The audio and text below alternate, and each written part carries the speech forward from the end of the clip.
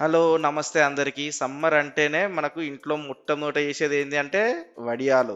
అటువంటిది ఇట్లా అప్పడాల్లాగా రౌండ్‌గా ఉండే వడియాలు సింపుల్‌గా ఎట్లా చేసుకోవాలనో ఈ వీడియోలో మీకు క్లియర్‌గా చూపిస్తా. ముందేందంటే మనం రేపు వడియాలు పెట్టుకుంటున్నాం అనంగా ముందు రోజు రాత్రే సాబుదానా ఇంకా బియ్యం నానబెట్టుకోవాలే. సాబుదానా ఎంత తీసుకుంటున్నామో దానికి సమానంగా బియ్యం తీసుకోవాలే. నేనిక్కడ ఒక గ్లాస్ సాబుదానాకి ఒక గ్లాస్ బియ్యం తీసుకున్నా. ఒకసారి మంచిగా వాష్ చేసుకొని రాత్రంతా నానబెట్టుకోవాలి. ఆ నెక్స్ట్ డే కడాయి తీసుకొని ముందు మనం ఇక్కడ వాటర్ అనేది బాయిల్ చేసుకోవాలి. వాటర్ ఎట్లా పోసుకోవాలంటే ఒక గ్లాసు సాబుదానాకి 8 గ్లాసుల నీళ్లు పోసుకోవాలి.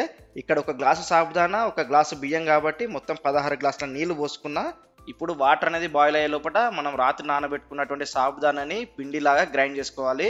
వాటర్ అనేది బాయిలింగ్ స్టేట్‌కి వచ్చిన తర్వాత ఒక టేబుల్ స్పూన్ జీలకర్ర, అర టేబుల్ స్పూన్ ఓమా వేసుకోండి. ఇప్పుడు ఇందులో మనం గ్రైండ్ చేసుకున్నటువంటి సాబుదానా ఉంది కదా! అది వేసుకొని బాగా కలుపుకోవాలి.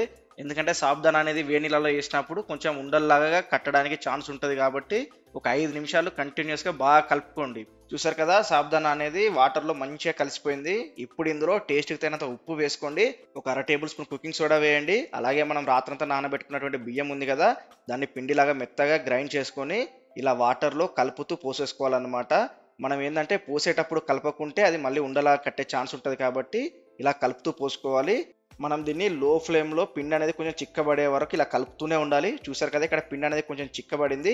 ఇప్పుడు ఇందులో మనం ఏందంటే ఒక 2 టేబుల్ స్పూన్‌ల ఆయిల్ వేసుకోండి. అలా ఆయిల్ వేసుకుంటే ఏమంటే మనం అప్పడాలు వేసినప్పుడు చాలా స్మూత్‌గా వస్తాయి. తర్వాత కూడా చాలా క్రిస్పీగా ఉంటాయి మనం నూనెలో వేయించుకున్నప్పుడు.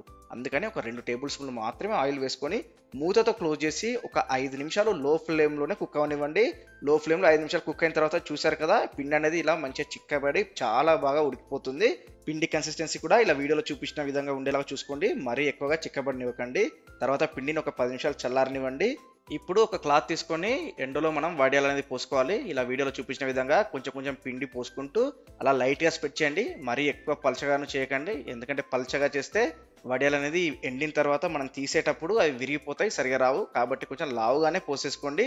అలానే క్లాత్ కూడా కాటన్ క్లాత్ కాకుండా మరేదైనా క్లాత్ తీసుకోండి. అలా అయితేనే వడియాలనేది ఎండిన తర్వాత తీసేటప్పుడు స్మూత్‌గా, ఈజీగా వస్తాయి. ఇలా వడియాలనేది మొత్తం పోసుకున్న తర్వాత ఒక రోజు మొత్తం ఎండలో బాగా ఎండనివ్వాలి. ఒక రోజంతా ఎండిన తర్వాత వడియాలనేది ఇలా వీడియోలో చూస్తున్నారు కదా! ఇలా అయిపోతాయి.